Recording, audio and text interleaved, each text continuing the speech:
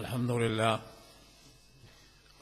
لله نحمده ونستعينه ونستغفره ونؤمن به ونتوكل عليه ونعوذ بالله من شرور أنفسنا ومن سيئات أعمالنا من يهده الله فلا مضل له ومن يضلله فلا هادي له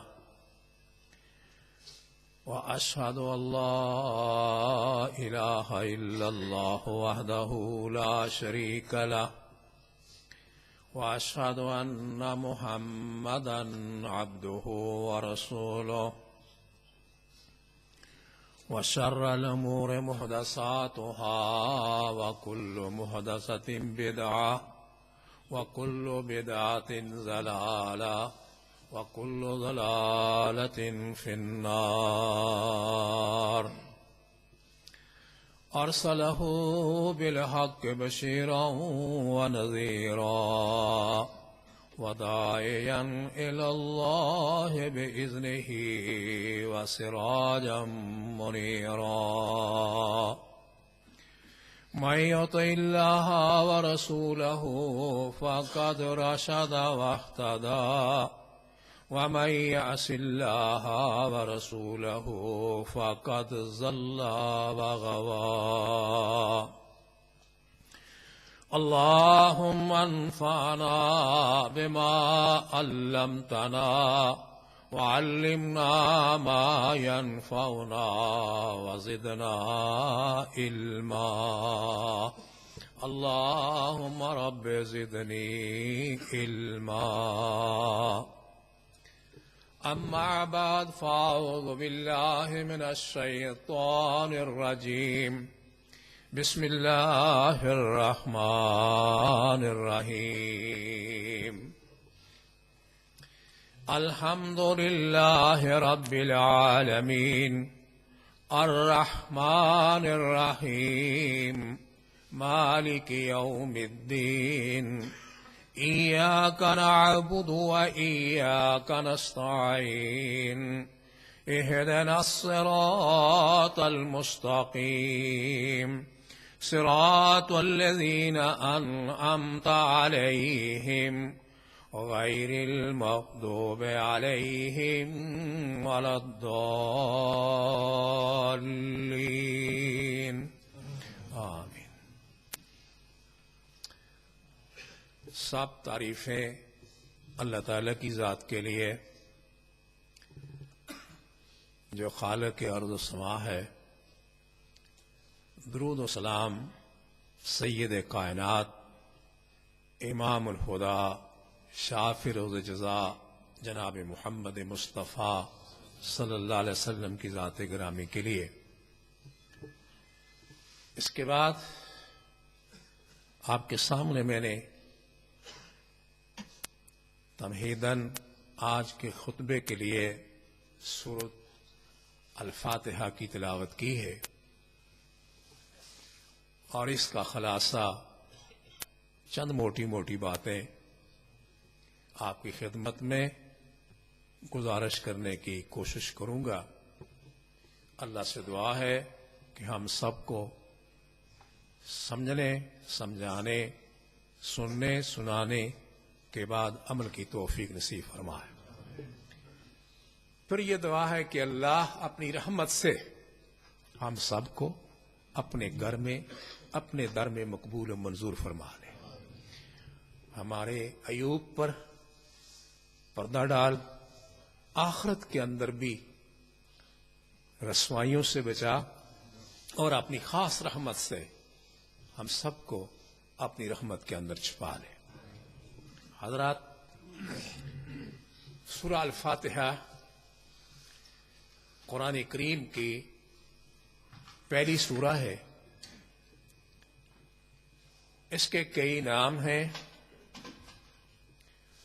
ناموں پر میں بات نہیں کروں گا زیادہ، صرف اس کا ایک خلاصہ آپ کے سامنے گزارش کرنے کا ارادہ رکھتا ہوں. اس سورت کے ناموں میں سے ایک نام ہے ام القرآن، کہ یہ سورت قرآن کی ماں ہے، اور آپ سمجھتے ہیں دنیاوی اعتبار سے ماں معاشرے کے اندر ایک اہم مقام رکھتی ہے، اس کی آگے اولاد ہوتی ہے، پھر اسی سے سارا سلسلہ چلتا ہے۔ اگر اس مثال کو آپ اپنے ذہن میں رکھیں تو علماء تفسیر کے مطابق اگر یہ سورہ ماں ہے تو پورا قرآن اس سورت کے جواب میں ہے، جو الف لام میم سے شروع ہوتا ہے اور الناس کے سین پر ختم ہوتا ہے۔ اس سورہ کے اندر تمام وہ ضروری مسائل ہیں جو انسان کی نجات کے ساتھ تعلق رکھتے ہیں۔ میرا مطالعہ یہ ہے، اگر ہم میں سے ہر بھائی، چھوٹا بڑا، ہر مابین سورت فاتحہ کا ترجمہ اور خلاصہ ذہن نشین کر لے تو وہ مشرک نہیں ہو سکتا۔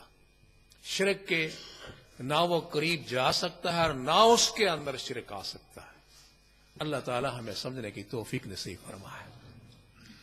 عبادات کے اندر یہی وہ سورہ ہے، چاہے وہ آپ نفل پڑھیں، فرض پڑھیں، اپنی نماز پڑھیں، جماعت کے ساتھ ادا کریں، جب تک اس سورہ کو ہر رکعت کے اندر آپ نہیں پڑھیں گے آپ کی نماز قابل قبول نہیں ہے۔ اور اس کی وجوہات ہیں، قرآن کریم کا اور رسول رحمت صلی اللہ علیہ وسلم کی سیرت کا، سنت کا مطالعہ کرنے سے جو بات سمجھ میں آتی ہے عبادات سے متعلق، نماز سے متعلق، آپ نے ارشاد فرمایا نماز آدھی بندے کی ہے اور آدھی میری ہے، تقسیم ہو جاتی ہے، آدھی اللہ کی آدھی بندے کی۔ آپ جب جو نماز پڑھتے ہیں اللہ اکبر تکبیر تحریمہ سے لے کر تسلیم تک، السلام علیکم ورحمۃ اللہ تک جو آپ پڑھتے ہیں، ان تمام پر اگر آپ غور فرمائیں تو وہ صرف سورۃ فاتحہ آپ کو ملے گی جو بندے اور اللہ کے درمیان تقسیم کی جاتی ہے۔ رسول اکرم صلی اللہ علیہ وسلم نے فرمایا، اللہ فرماتے ہیں کہ جب ایک بندہ کہتا ہے الحمدللہ رب العالمین، اللہ فرماتے ہیں کہ دیکھو میرے بندے نے میری تعریف بیان کی۔ پھر بندہ کہتا ہے الرحمن الرحیم، پھر اللہ فرماتے ہیں دیکھو میرے بندے نے میری بزرگی بیان کی۔ جب یہ کہتا ہے مالک یوم الدین، اللہ فرماتے ہیں دیکھو میرے بندے نے میری بڑائی بیان کی۔ مالک یوم الدین کے بعد جب کہتا ہے بندہ ایاک نعبد، ہم خاص تیری ہی عبادت کریں گے، یہ پہلا حصہ اللہ کی ذات کے لیے ہو گیا۔ اب اس کے بعد اس کا مطالبہ وَإِيَّاكَ نَسْتَعِينُ، ہم تجھ ہی سے مدد چاہتے ہیں۔ اهدنا الصراط المستقیم، ہمیں سیدھا راستہ دکھا۔ کون سا راستہ؟ صراط الذین انعمت علیہم، ان لوگوں کا راستہ جن پر تو نے انعام فرمایا۔ غیر المغضوب علیہم، یا اللہ ان لوگوں کے راستے سے بچانا جن پر تیرا غضب ہوا، جو گمراہ ہوئے، بہکے اور تیری توحید سے اور تیری ربوبیت اور الوہیت کا انکار کر بیٹھے اور تیری رحمت سے نہ صرف دور ہوئے بلکہ راندہ درگاہ قرار دیے گئے۔ آمین۔ اے اللہ ہماری اس دعا کو قبول فرما۔ اب آئیے تھوڑا سا اس پر تبصرہ کرتے ہیں۔ پہلی آیا الحمدللہ رب العالمین، تمام تعریفیں اس کے لیے ہیں جو تمام جہانوں کو پالتا ہے، روزی دیتا ہے۔ اب اس کی اس شان کو آپ دیکھیں، انبیاء کی سیرتوں کو آپ دیکھیں۔ اگر ابراہیم علیہ الصلوۃ والسلام جو اللہ کے خلیل ہیں، جد الانبیاء ہیں، اللہ اگر ان کو روزی دیتا ہے تو ان کے مقابلے میں جو بڑا متکبر کافر ہے نمرود، اللہ اس کی بھی روزی بند نہیں کرتا۔ اور اس کو روزی دینے میں کبھی اللہ نے یہ بھی محسوس نہیں کیا کہ میں اس کو روزی کیوں دے رہا ہوں، یہ اس کے رب ہونے کی ایک شان ہے۔ اسی طرح اگر موسیٰ کلیم اللہ علیہ الصلوۃ والسلام کو رب العالمین روزی دیتے ہیں تو آپ کے مخالف، اللہ کے نافرمان، اللہ کی خدائی کے مقابلے میں خدائی کا دعویٰ کرنے والا، اپنے آپ کو رب کہلانے والا فرعون، اللہ اس کو بھی روزی دیتے ہیں، اس کی روزی بھی بند نہیں کی۔ پھر امام الانبیاء شاف روز جناب محمد مصطفیٰ صلی اللہ علیہ وسلم، اللہ ان کو بھی روزی دیتے ہیں، لیکن ان کے سب سے بڑے مخالف ابو جہل کی بھی روزی اللہ بند نہیں کرتے۔ اس لیے فرمایا الحمدللہ رب العالمین، میں انس کو، جن کو، پرندوں کو، درندوں کو، چرندوں کو میں روزی دینے والا ہوں، اور سب کو کھلا کر دے کر میں خوش ہوتا ہوں، اور میرا مطالبہ یہ ہے کہ کھلا میں رہا ہوں، پلا میں رہا ہوں، میرا تقاضا یہ ہے کہ یہ جو تمہاری جبیں ہے یہ جھکے تو صرف میرے سامنے جھکے۔ الحمدللہ رب العالمین، اس پر بہت کچھ کہا جا سکتا ہے، یہ ایک خلاصہ ہے۔ جب ہم یقین کر لیں، اور ہونا چاہیے کہ اللہ ہم سب کو روزی دینے والا ہے، تو پھر کسی دوسرے کے در پر جا کر روزی کے لیے یا کسی غیر کے آستانے پر جا کر یہ سوال نہیں کرتا کہ میں مجبور ہو گیا ہوں، میں فقر و فاقے کا شکار ہو گیا ہوں، میرے لیے کچھ برکت کی بات کر، یہ نہیں کرے گا، وہ اللہ پر ہی اس کا ایمان ہوگا۔ اب آگے آئیے، الرحمن الرحیم، اللہ ایسا ہے جس کی صفت یہ ہے کہ وہ رحمان اور رحیم ہے۔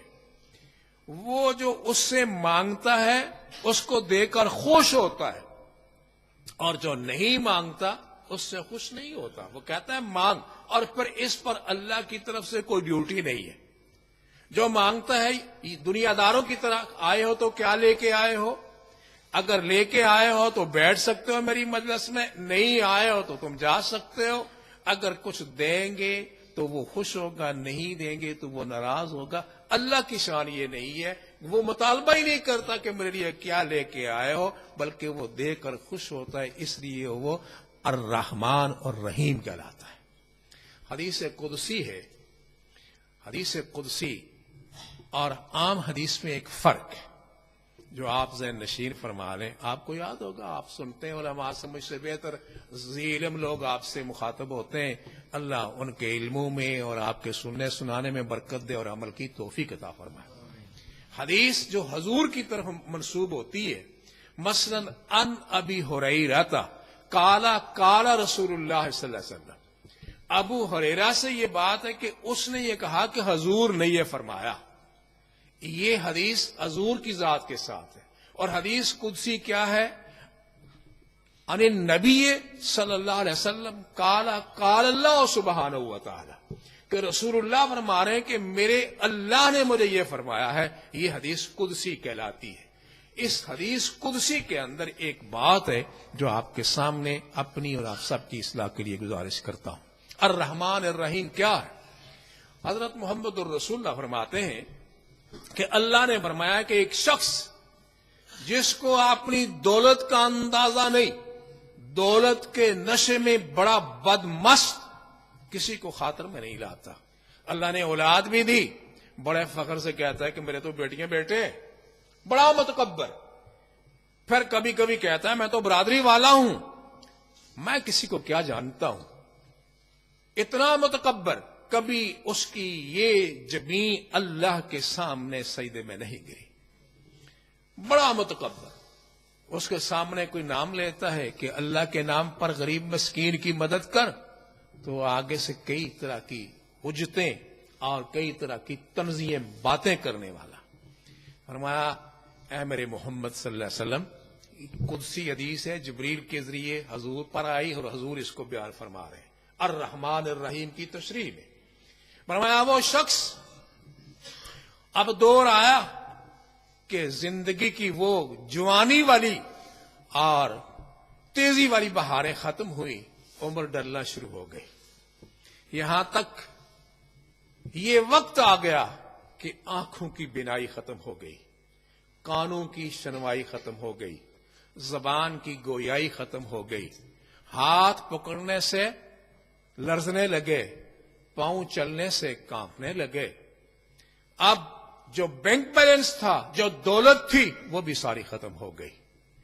اب بیٹے اور بیٹیاں کہتے ہیں یہ تو ہمارے لیے وبال جان بن گیا، جو کل تک خدا کو نہیں مانتا تھا، وقت کے پیغمبر کو نہیں مانتا تھا، اچھی بات سننے کے لیے تیار نہیں تھا. اب بیٹے کہتے ہیں کہ ہماری یہ جان نہیں چھوڑتا، یہ ہمارے لیے مصیبت بن گیا. جس طرح آج بھی آپ دیکھتے ہیں کہ نوجوانوں کے اندر بلکہ عمر رسیدہ لوگ بھی لاپرواہی کرتے ہیں ماں باپ کی خدمت کرنے میں. اللہ سب کی اصلاح فرمائے. انکار کر دیا. اب آنکھوں میں روشنی نہیں رہی، ہاتھ میں پکڑنے کی طاقت نہیں رہی اور پاؤں میں چلنے کی طاقت نہیں رہی. سب نے جواب دے دیا. اب کوئی اس کا پرسان حال نہیں، تنہائی میں پڑا ہے. بیوی ساتھ نہیں دیتی، بیٹے ساتھ نہیں دیتے، سوسائٹی کے دوست ساتھی ساتھ نہیں دیتے، کوئی ساتھ نہیں دیتا. اب اس تنہائی کے اندر اس کو ایک احساس ہوا کہ میں نے تو ساری زندگی جن کے لیے گوائی، جس اولاد کے لیے میں نے سب کچھ کیا، آج وہ میری نہیں، کوئی میرا نہیں. تو اس کو خیال آیا ایک ذات ہے، اور وہ کون ہے؟ الحمدللہ رب العالمین. وہ رب کی ذات ہے. فرمایا وہ شخص ساری زندگی کفر کرنے والا، جب اس کو یہ احساس پیدا ہوتا ہے تو پھر وہ اللہ کے سامنے سجدہ ریز ہوتا ہے اور کہتا ہے اللہ میں اس قابل تو نہیں ہوں کہ تیرے سامنے کوئی میں اپنی حاجت پیش کر سکوں. میں نے ساری زندگی کفر میں گزاری، تیری نافرمانی میں گزاری. آج تجھے اس لیے پکار رہا ہوں کہ تیرے سوا اور کوئی نہیں، تیرے سوا اور کوئی نہیں، کہ میں جس دروازے پر جاؤں جو اب میری مشکل کشائی کر سکے، جو اب میری حاجت پوری کر سکے، تیرے دروازے پہ آیا ہوں. اللہ تیری رحمت کا تجھے واسطہ دے کر تجھ سے اپنے گناہوں کی معافی مانگتا ہوں. محمد عربی علیہ الصلوۃ والسلام نے فرمایا اللہ اس کو یہ نہیں فرمائیں گے کہ کل تک تو میری نافرمانی کرتا تھا، کل تک تو تجھے بڑا غرور اور گمنڈ اور تکبر اپنی دولت اور اولاد پر تھا، آج کیوں آ گیا؟ اللہ یہ نہیں فرمائیں گے. اللہ فرمائیں گے تیرے یہ سفید بال ہو گئے اور تو میرے دروازے پر آ گیا ہے، اب مجھے تیرے ان سفید بالوں کی حیا آتی ہے، جا میں نے تجھے معاف کر دیا. یہ ہے الرحمن الرحیم. جب ہم پڑھتے ہیں نماز میں تو یہ ذہن میں آپ نے کبھی غور کیا کہ پالنے والا، پیدا کرنے والا اللہ، اور وہ اتنا رحمان اور رحیم، جس کی رحمان ہونے کی اور رحیم ہونے کی مثال حدیث قدسی کے اندر جو حضور پر بیان فرمائی گئی وہ حضور علیہ الصلوۃ والسلام نے امت تک پہنچائی. الرحمن الرحیم کے بعد آپ پڑھتے ہیں مالک یوم الدین. یہ کیا ہے؟ کبھی غور کیا آپ نے؟ فرمایا قیامت کا دن ہوگا. اللہ فرمائیں گے لمن الملک اليوم، آج بادشاہی کس کی ہے؟ کون بادشاہ ہے؟ خود جواب دیا قرآن نے، للہ الواحد القہار. اس اللہ کی بادشاہی ہے جو بڑا ہی زبردست ہے، جو بڑی طاقت والا ہے. وہ ہے مالک یوم الدین، جزا اور سزا کا مالک، جو چاہے کر سکتا ہے، کوئی اس کو پوچھ نہیں سکتا. حضرت محمد الرسول اللہ صلی اللہ علیہ وسلم کی سیرت کا مطالعہ کرنے والے بھائیوں، بزرگوں، بہنوں اور بیٹیوں، لمن الملک اور مالک یوم الدین، فرمایا وہ ایک ایسا سما ہوگا کہ پوری انسانیت کے اندر اس میں انبیاء سر فہرست ہوں گے، اولیاء، اتقیاء، اصفیاء، درجہ بدرجہ. ایک ذات ایسی ہوگی جو اللہ کے سامنے گری ہوئی رو رہی ہوگی. اور وہ کون ذات ہوگی؟ فرمایا محمد مصطفیٰ صلی اللہ علیہ وسلم کی ذات ہوگی. آپ سجدے میں گر کر رو رہے ہوں گے. اللہ ارشاد فرمائیں گے کیوں روتے ہو؟ کیوں روتے ہو؟ اب یہ بات سمجھنے کی ہے. مالک یوم الدین کا ایک خلاصہ چند منٹوں میں آپ سے عرض کرتا ہوں. کیوں روتے ہو؟ فرمایا اللہ اس لیے رو رہا ہوں کہ میری امت کی اکثریت کھیپ جہنم میں جا رہی ہے، اور اس کی ایک نسبت تیری ذات کے ساتھ ہے اور ایک نسبت میں محمد کی ذات کے ساتھ ہے. وہ کیا نسبت؟ فرمایا تیری ذات کے ساتھ نسبت یہ ہے کہ وہ کہتے تھے لا الہ الا اللہ، اللہ تیرے سوا اور کوئی نہیں.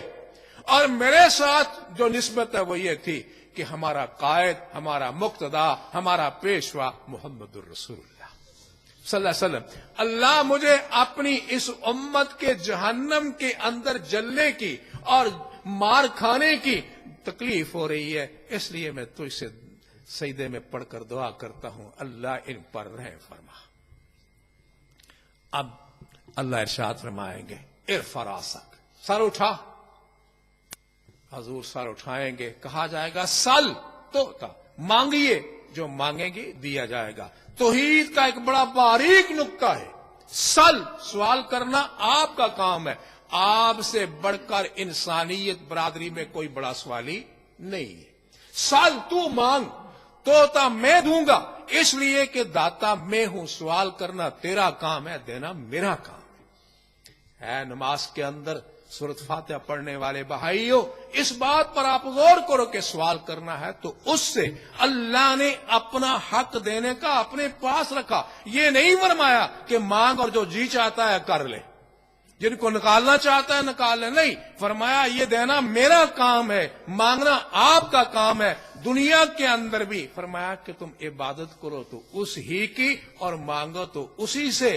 محمد الرسول اللہ صلی اللہ علیہ وسلم جو سوال کرتے ہیں کہ اللہ میری امت، فرمایا سوال کرنا تیرا کام ہے، دینا میرا کام ہے۔ گویا اللہ نے اپنی ربوبیت، اپنی قہاریت، اپنی جباریت کا وہ پورا مسئلہ اپنے ہاتھ میں رکھا اور امت کو بتایا کہ دنیا کی زندگی گزار کر آنے والوں کا یہ مقام تمہارے سامنے آنے والا ہے۔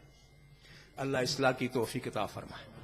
پھر فرمایا ایاک نعبد، تیری ہی عبادت کرتے ہیں۔ جب یہ ذہن میں بات آ گئی کہ ہمارا پیدا کرنے والا اللہ، رحمان اور رحیم اللہ، اور قیامت کے دن جزا و سزا کا مالک اللہ، تو پھر انسان جب نماز میں کھڑا ہوتا ہے تو پھر اسی کی عبادت میں اس کا دل لگ جاتا ہے۔ کبھی غور فرمایا میرے نمازی بھائیوں آپ نے، میں اکثر یہ کہتا ہوں اور کہا کرتا ہوں، دو نماز کے اندر چیزیں ہیں، ایک ہے خشوع اور ایک ہے خضوع۔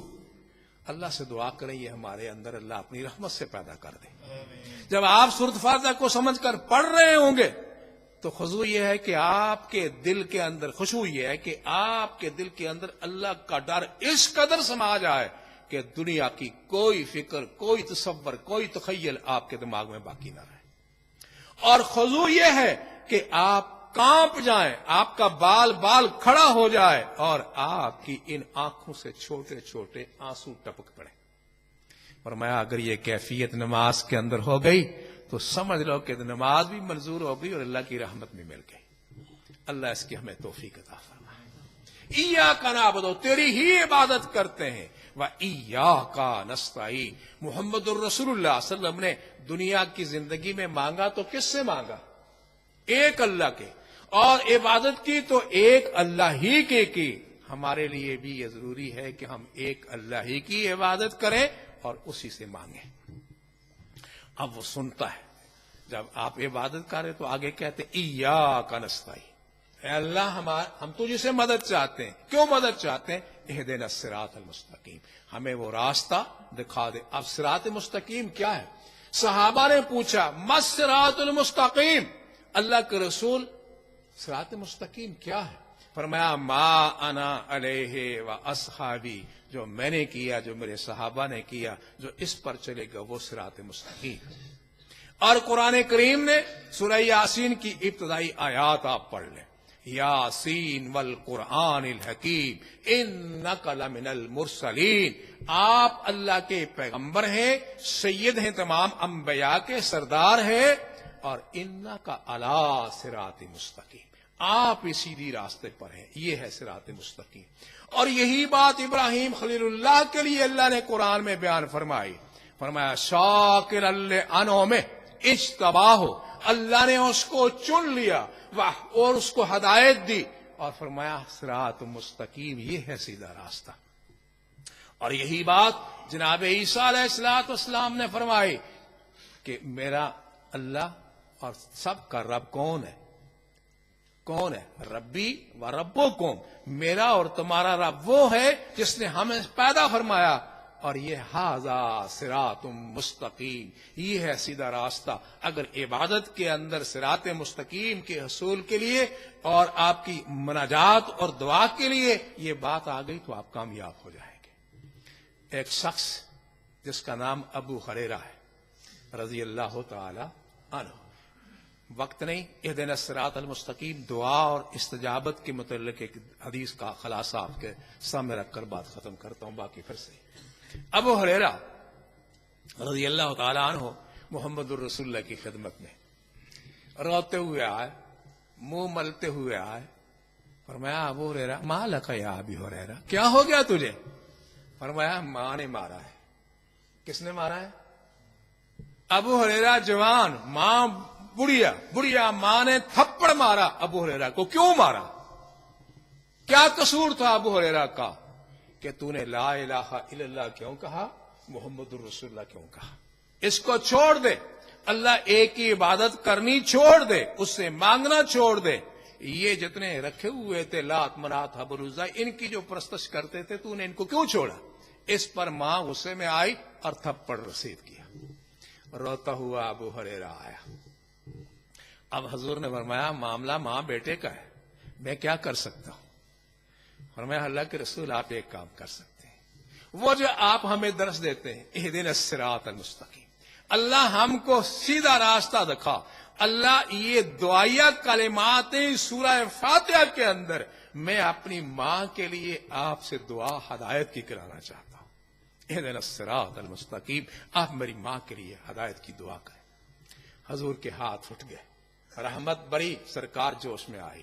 فرمایا اللہم اہد, اے اللہ ہدایت دے ام ابی ہریرہ, ابو ہریرہ کی ماں کو ہدایت دے دے. اب یقین ایمان سورۃ فاتحہ پڑھنے والے کا یہ ہے, یعنی مراد میری ابو ہریرہ ہے. اب حضور دعا فرما رہے ہیں کہ اللہ ابو ہریرہ کی ماں کو توحید کی سمجھ عطا فرما. ابو ہریرہ اٹھے, جو مجلس میں بڑی سنجیدگی اور آرام سے اٹھا کرتے تھے, اور بھاگنا شروع کر دیا. ساتھیوں نے پوچھا ابو ہریرہ کو کیا ہو گیا؟ اب بھاگا جا رہا ہے, نہ وہ گڑا دیکھتا ہے کہ میں گر جاؤں گا, وہ بھاگا ہی جا رہا ہے. ایک نے آگے لپک کر پکڑ لیا, کہا ابو ہریرہ کیا ہو گیا؟ فرمایا میں دیکھنا چاہتا ہوں کہ میرے محمد کی دعا عرش تک پہلے پہنچتی ہے یا ابو ہریرہ گھر پہلے پہنچتا ہے.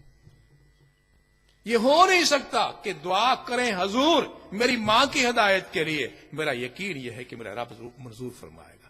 ابو ہریرہ گھر پر پہنچے اور ماں نے پوچھا کہاں سے آیا؟ کہاں؟ اس جگہ سے آیا ہوں جہاں جبریل بھی آتا ہے تو وہ بھی ادب سے جھک کر سلام کرتا ہے.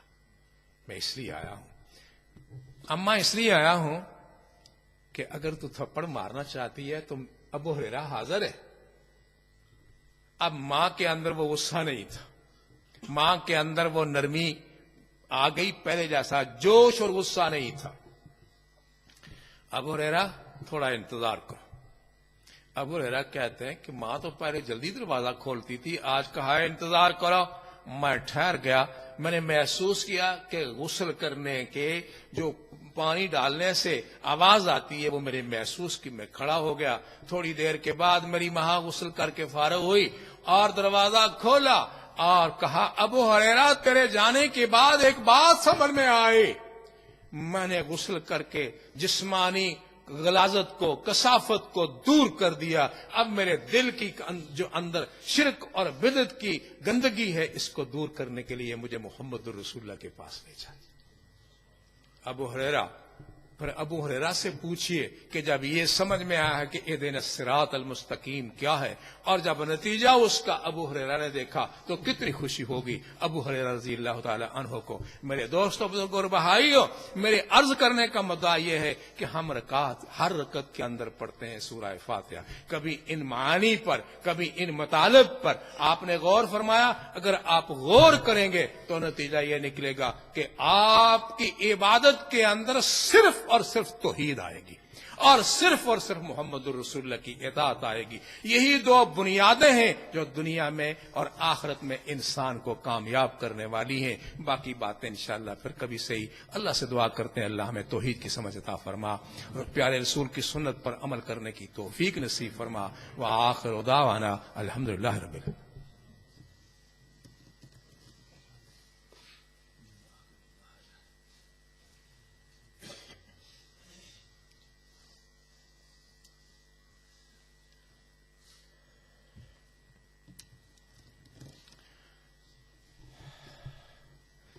ان الحمد للہ والصلاة والسلام على رسول الله صلى الله عليه وآله وسلم إن الله وملائكته يصلون على النبي يا أيها الذين آمنوا صلوا عليه وسلموا تسليما اللهم صل على محمد وعلى آل محمد كما صليت على إبراهيم وعلى آل إبراهيم إنك حميد مجيد اللهم بارك على محمد وعلى آل محمد كما باركت على إبراهيم وعلى آل إبراهيم إنك حميد مجيد اللهم انصر الإسلام والمسلمين اللهم أعز الإسلام والمسلمين اللهم اخذل الشرك والمشركين ودمر أعداء الدين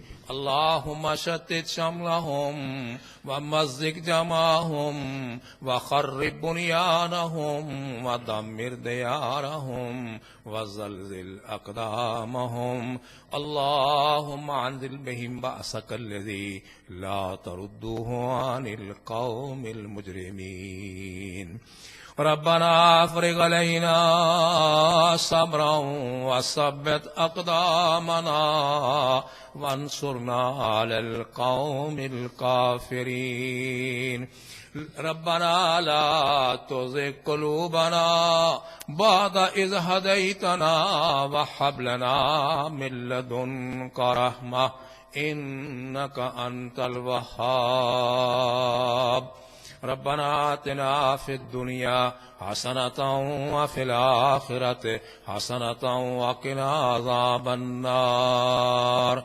ربنا تقبل منا إنك أنت السميع العليم وتب علينا إنك أنت التواب الرحيم برحمتك يا أرحم الراحمين.